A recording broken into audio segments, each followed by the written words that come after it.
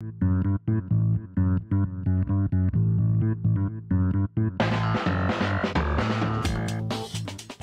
there, everyone out there on the streets. This is One Time Play here, back at it again with another one. Now, I want to say that I did win my first game. Now that I'm bragging, my first game on with the new weapon and the new legend went pretty well.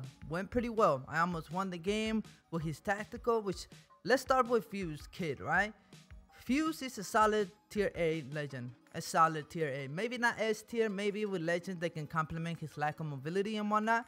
But anything other than that, I think Fuse is a solid A tier legend. And now, I think that what is really impressive is his tactical and his passive. His passive, that little grenade that blows up and deals 50 damage to opponents, it's kind of crazy.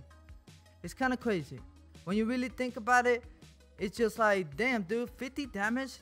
Fuse and Caustic are probably the only two legends. I can't really think of anyone else on top of off the top of my head. But I think it's Fuse and Caustic, the only legends that actually deal damage with their passive, which is kind of nuts.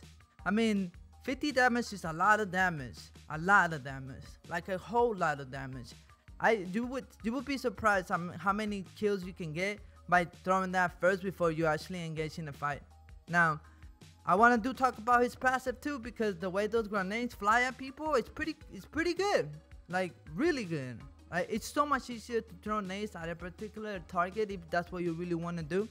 And so, kudos to the devs for Fuse. Like, honestly, Fuse is not gonna flop. Fuse is gonna be up there with the best legends, really giving them a run for their money. Now, his ultimate is something that kind of falls a little short. Like I said, maybe with other legends that complement his style and help him like make up for other cons, he can be a really top tier, very strong legend. And so I wouldn't be surprised if he gets a little nerf here and there on his passive, especially his passive, because I do think that's a little overpowered. Of course, 50 damage is a lot of damage, like I said.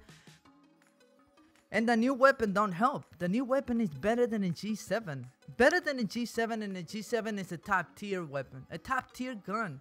Not maybe S tier, but it is solid B, and depending on whose hand, that's a solid A tier weapon. Now, the new gun, is definitely solid A, and depending on whose hands, it could be a solid S tier weapon. Up there with the R99 and any other good weapon in the game.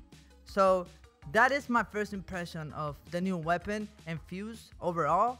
I think they're both really good, refreshing